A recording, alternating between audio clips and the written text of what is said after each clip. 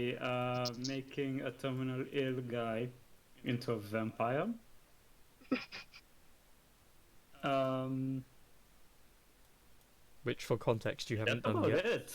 Honestly, it was pretty easy Yep. to do. It's almost Yeah, most of like the session was talking about him, about the quote-unquote bad guy, uh, about his motives and everything. Great detective work from Lilith, and yeah,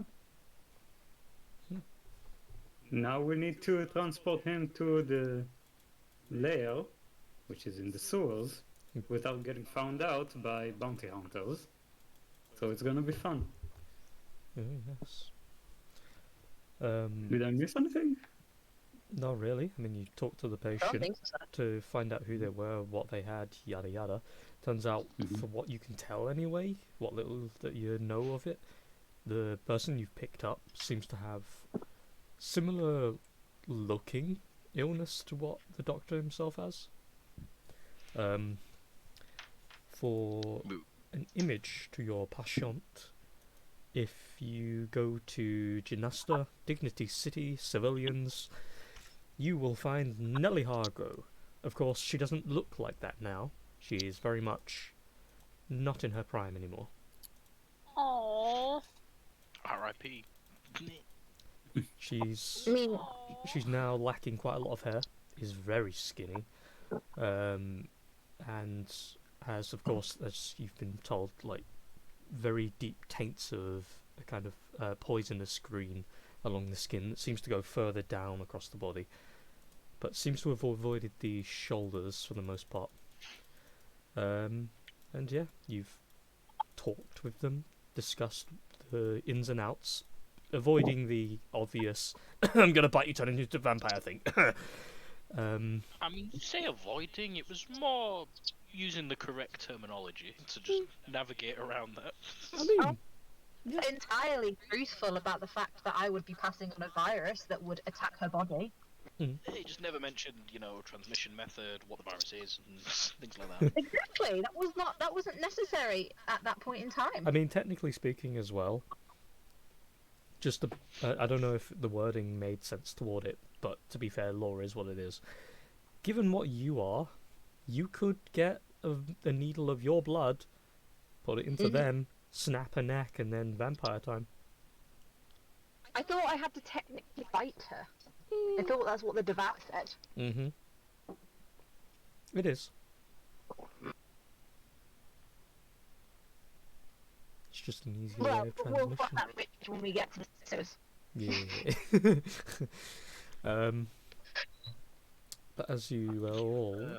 Remember right, didn't Savros's latest fling also work there? Yup. Yeah, he's the nurse. Yes, he is the nurse. And I'm not there, I'm currently crafting somewhere off in the distance after making friends with a local dwarf. You are yeah, you are I'm kind of- literally in your version of heaven at the moment. Yeah! I'm in an artificer's heaven.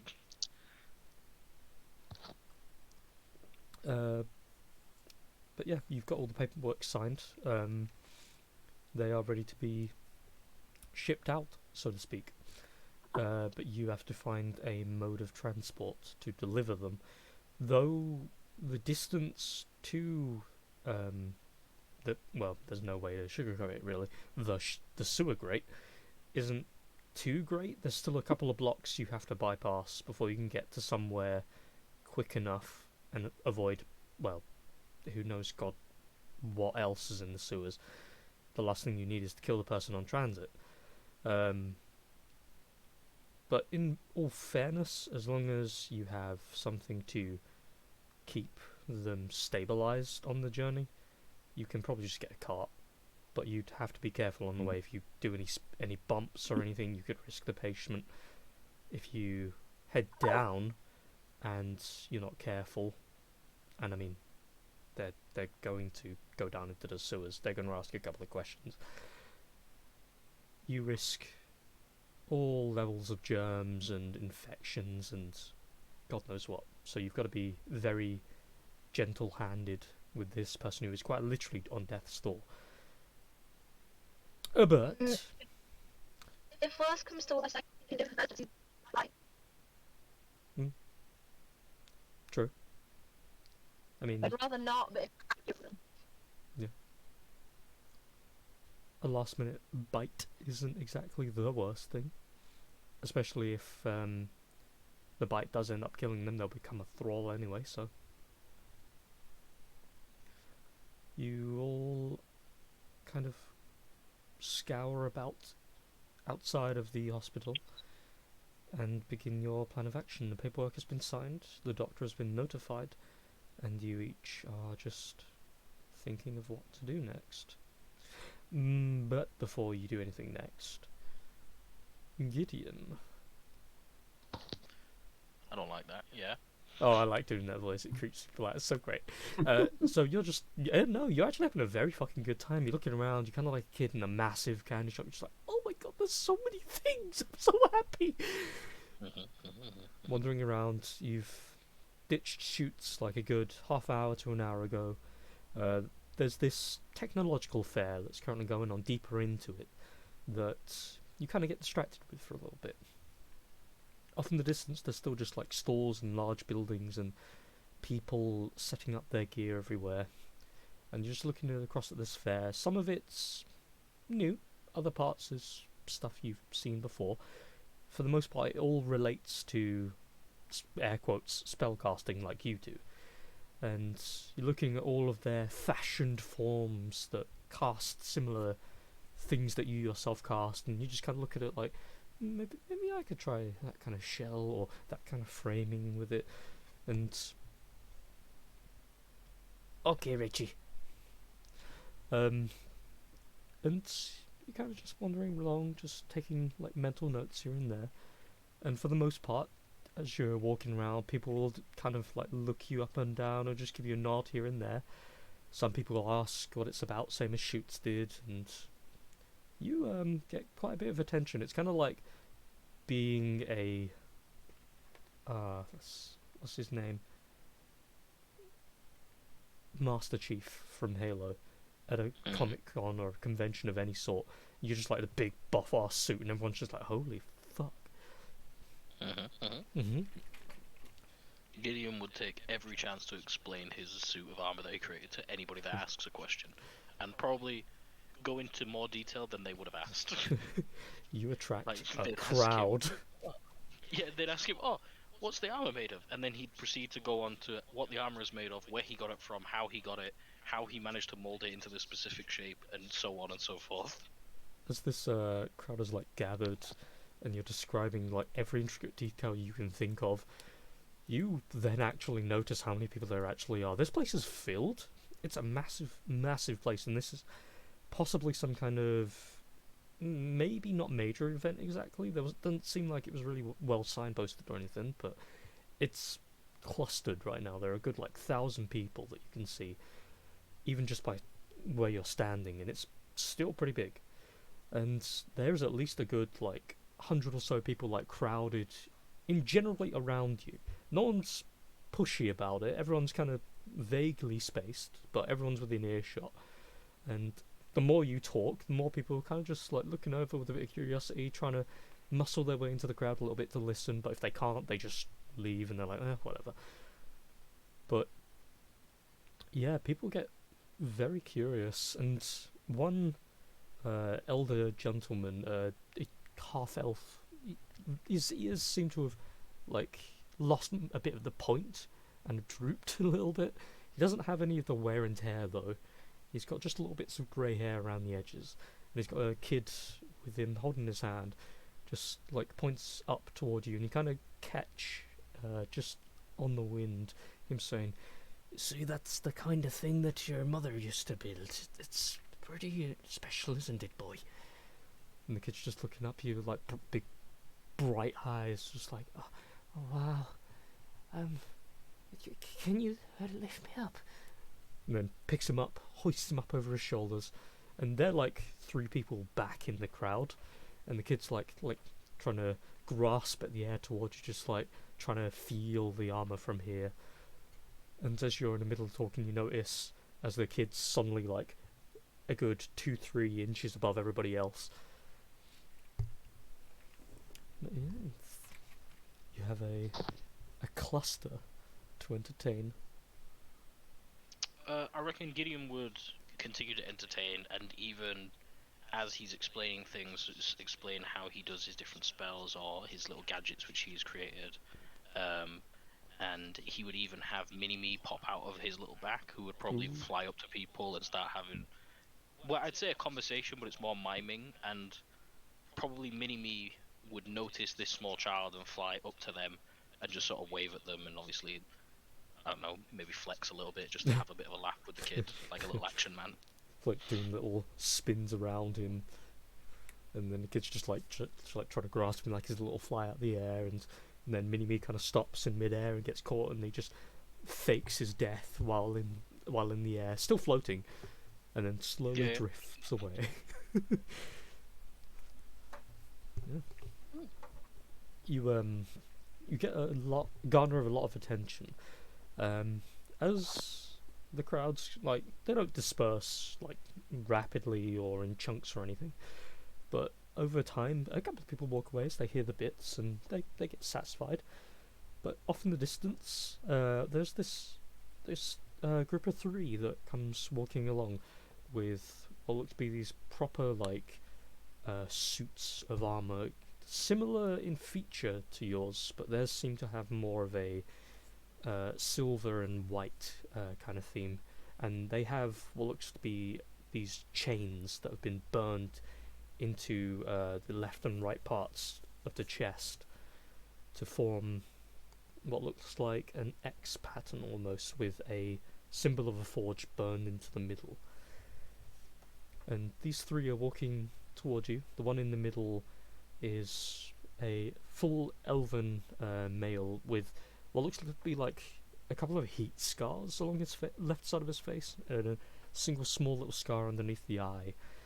Beside him are two dwarves that they've got like full on like tank buster armor, and they have almost equal in size to, like, I'd say roughly like a teenage human in size, so like 5'7", 5'8", just with the armor alone. You can see their faces slightly under the T-shaped helm, and as they're walking over, they kind of slowly gesture everyone to move aside, and they move, and you kind of hear from the crowd as they start to turn and notice.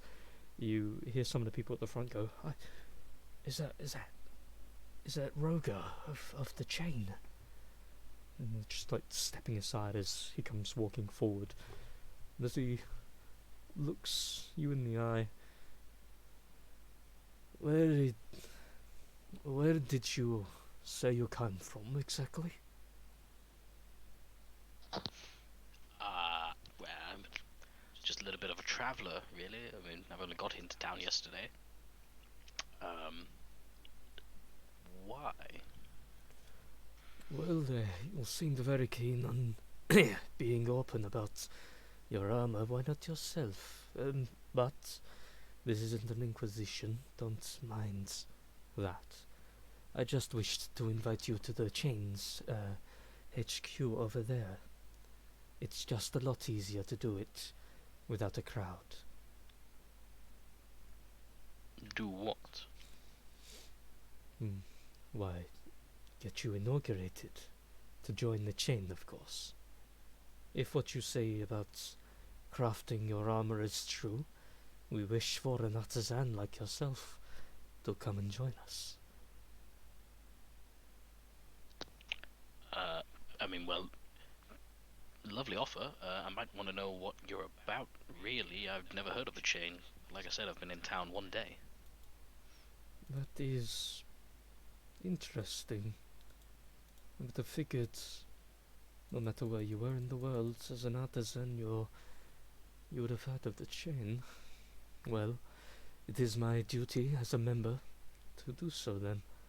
We of the Chains of Hephaestus use that name specifically in thanks to the previous world's god Hephaestus of the same. We are solely fit and set to advance the world through technological gain for the common and magical man. I myself, and he flicks his fingers out and causes just a normal light spell to emanate along his glove. And then he closes the fingers around it slowly, and you see where the fingers pointers are, the very tips of his fingers are, these little motes of a greenish yellow light start to emit, and you see all of the energy from the light spell be absorbed into these little points. And then he holds his hand up and makes this small striking motion in the air, and you see as this barely visible whip of energy cracks and makes this thunderous sound as he seemingly releases the energy he captures. We are solely fit for making sure the world advances forward, and so we gather artisans who show promise and ask them to show us more. It is an open-ended gift. We have many chains in the world. You can visit anyone at any point and receive offer and gift, so long as you give in return. There is no fee, there is no expectation beyond cooperation. And so, if you would do me the honor of at least listening to the request. Lee, out of character, would I have ever heard of these guys just in passing being a guild member? You would have heard at the very least of something similar, but it wasn't called the Chains of Hephaestus.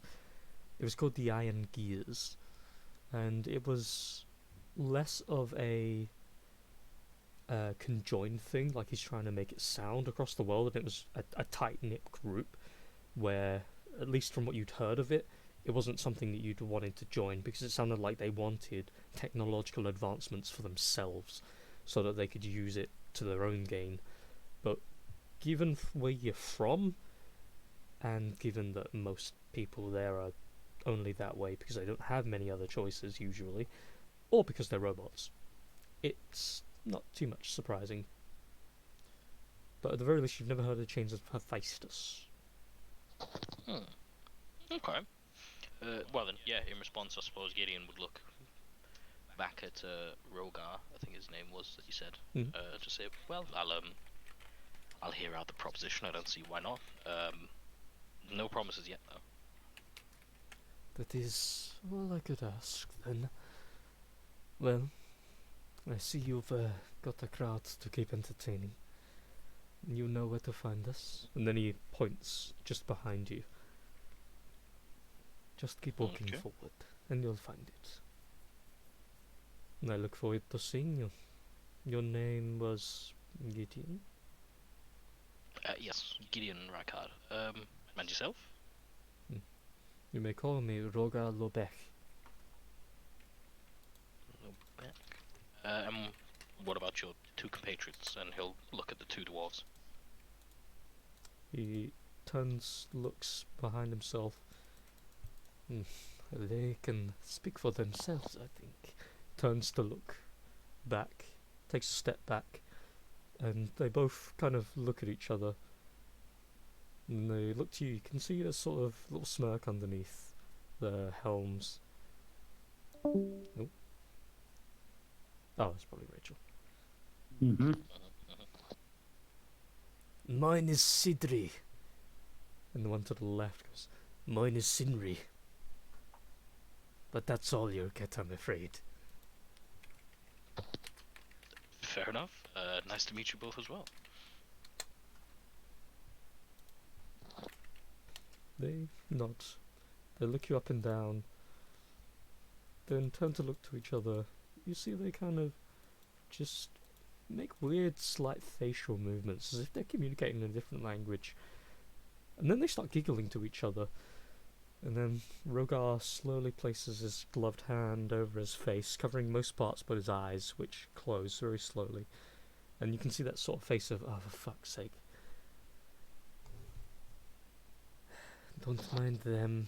They are just a pair of buffoons sometimes. Moves his hand down. Fair enough. Okay, yes. I have a little project I need to currently do, so I'll be heading to the Smiths Guild, but I'll be sure to stop by once I finish that and hear your idea anyway, or your proposition for me joining the Chains of Hephaestus. That's good. Well, we are open 24 hours a day, so whenever you feel. Alright, is there anyone else I should ask for at reception, or should I just ask for you? You can just walk in. Fair enough. He then does a small nod, starts to walk off. The two are doing like this, this weird like hand clapping thing now, as they're looking at each other, and then they bump fists and start walking out, walking off. Then they look back to you. Oh, by the way, if you ever see, what was her name, brother? I think it was. Tresca? Was it Tresca? No, wasn't it? Wasn't it Tora? I don't know. If you see a woman with a T name, best avoid her. A bit like she's a plague. She was an elf. No, brother. She's a halfling, you fool. There's a bit of a size difference there. And then they just kind of stare at each other like these small daggers. And then they just kind of chuckle it off. And then they turn back to you and go, "Oh, sorry, that probably doesn't make any real sense.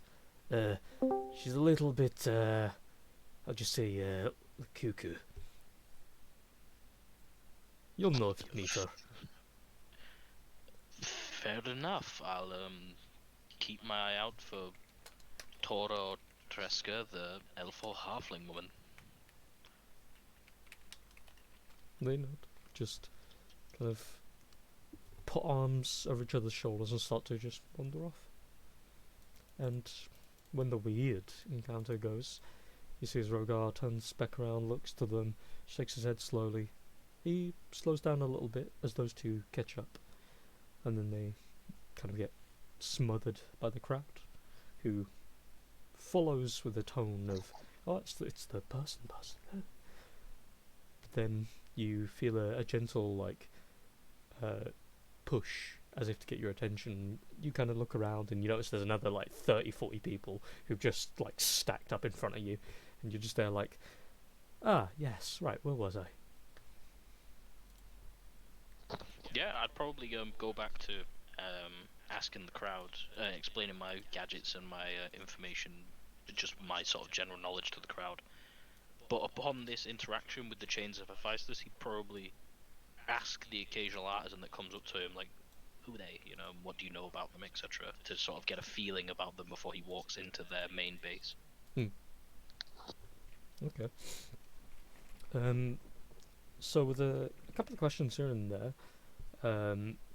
the first few like little like rumors and general knowledge mills, mostly along the lines of Rogar Lobeck is one of the founding members, specifically from Genasta, of the Genasta branch of the Chains of Hephaestus.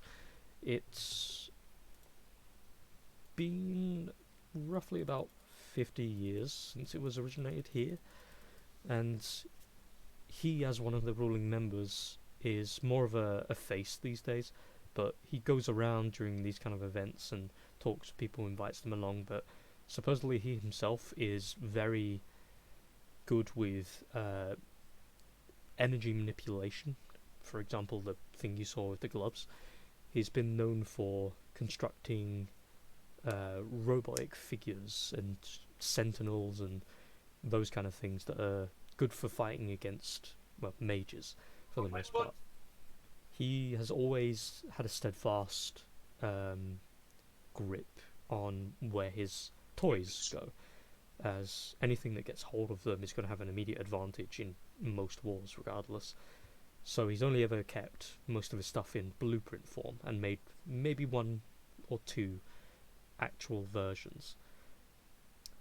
As for Sidri and Sinri, as the rumour mill kind of goes along, a couple of a very small handful of people that you talk to actually even know who they are, and they say that they both originally from the Waru Mountains of the Archipelago of Theron, a place that's very harsh on normal folk who can't deal with very hot climates, as it is quite literally a living volcano that has spilled out multiple times over the centuries, and the land itself is pretty much volcanic.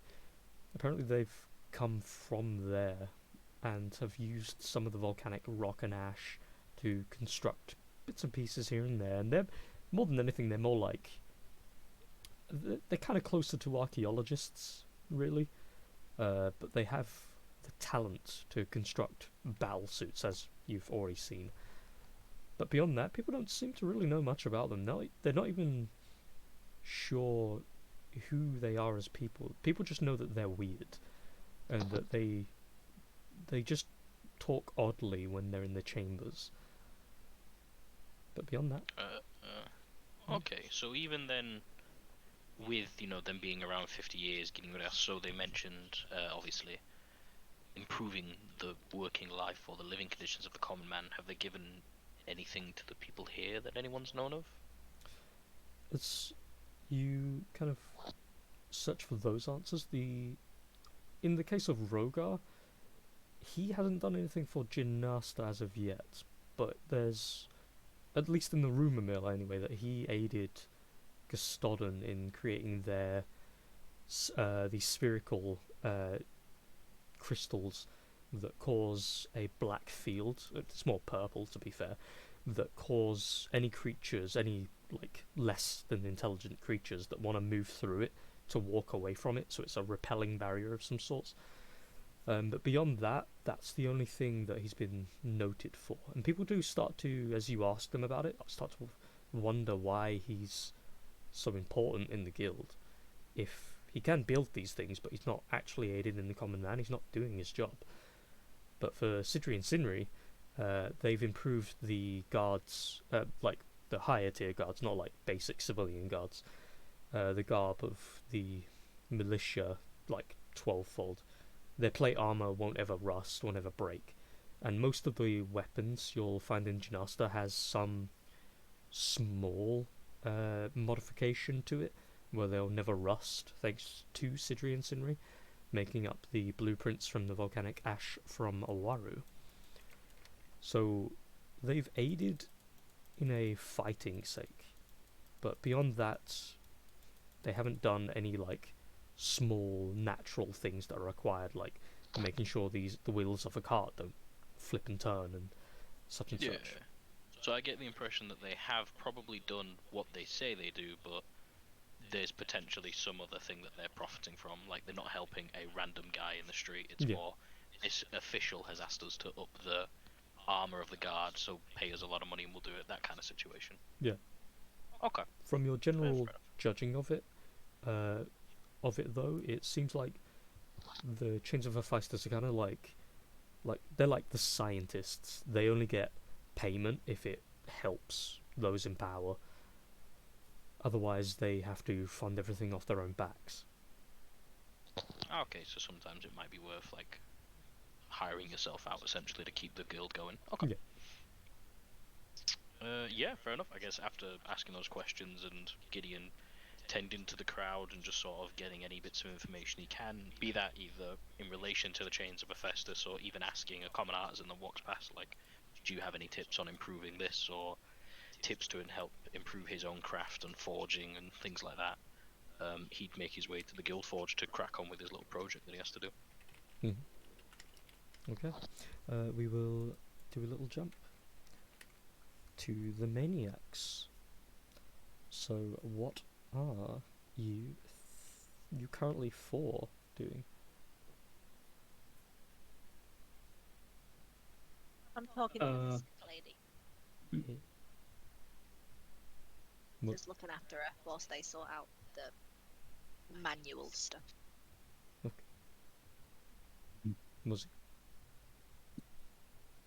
Assuming I already explained the situation to everyone involved. Yep. I think. Hold on.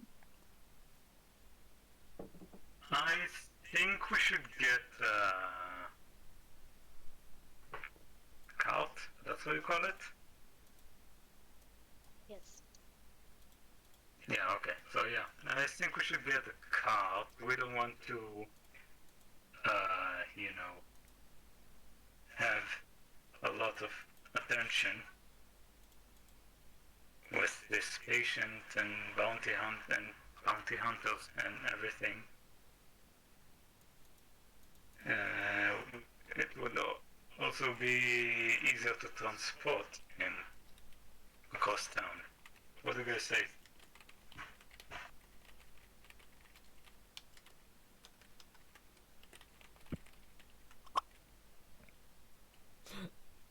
Wrong, Sophie.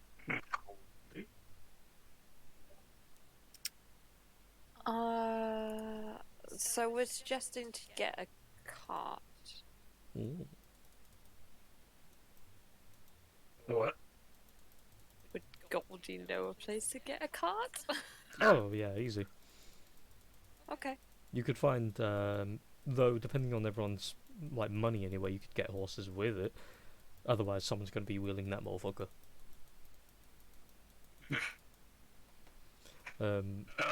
Just slowly look at the big barbarian. It's like, well, you're strong. Let's go. I mean, yeah, he seems strong enough. Let's see how much we can get with the money that we have. Yeah. How much do we have? I have about 7 gold total. For if I have. you want a bit of a quickness, the last time anyway, you were requiring a cart and maybe some horses. If you're only going to hire them, they would need to have from you something precious like a costly stone or something that's obviously important to you, like a family heirloom or something like that, a value they keep until you bring the stuff back. In which case, the cart itself is 5 gold pieces for the day, or per day, and it's another 10 for a horse. So you can get a cart and a horse for 15, but they won't give you any more than 1 horse, unless you're buying. Do we have that kind of money? Well, I do have 15 gold, Okay, then but I'll that's try all I to- have. I'll try to make a deal with them. We can do But that. yeah, at least we know that we have the gold. What about you guys, Lilith and Severus? I have some money. But do we need a horse when we have Savras? Surely Savras can pull a cart. He's becoming a mule. I mean, if he only needs to carry it on the cart, there would be preferably you and the patient. We literally need to go a few blocks. Yeah. Surely we just ask for the shittiest cart they have. And Savras just pulls it delicately. Mm-hmm. Yes. Okay. Sounds good. Maybe What do you get think, Severus? some blankets for her to lie on. Mm-hmm. Reduce the bump. Sorry, I missed a lot of last session because I was massively distracted. Is Savras with you guys? Yeah. Did he not get left outside? Yeah. Well, Yeah. Yeah, we've come to you now because we've already dealt with the lady and she's coming with us, but we just need a way to transport her to the doctor. which is you as the Okay. mule. And how is You've been Savras's nominated. arm currently? You're still kind of like a little wrecked. To put it simply, the meat on the bone is still restoring. You will need to sleep a couple of days to get it fixed properly, or have a couple of more healing doses. I will walk over and I will pump my remaining healing doses into him. How many is that? I can do a 2nd level heal as well as 2 1st level heals. Are you doing all of them? Are you sure? Let me heal him first. Your heals are more useful than mine, Okay. I think. Well, she is the cleric. Yeah. So maybe we should save it for the patients unless, if it goes down. Then we need something more potent. I could. I could put some sort of warding bombs on her. So if she gets injured, I take the damage. Okay. I think I have a spell for that somewhere. She starts like cataloging in her brain, but she's making motions in real life. Like, no, not that page. Do No. I do this hand movement? I don't. Do I go to the left or the right? She I don't accidentally remember. casts nuke. Ah! It's like, I didn't know I'd do that. Wrong one. Starts wiping it away just midair, like, no. Yeah, so are you all going, or is someone staying behind looking after the patient for talking to the patient for a bit, or? But I was gonna hang near her just so. Okay.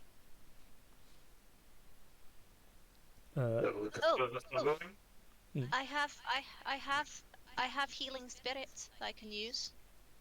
Well, it only lasts for a minute, doesn't matter. Still pretty good. I'm just gonna sit and look through all of my brain spells whilst they find a car. Okay.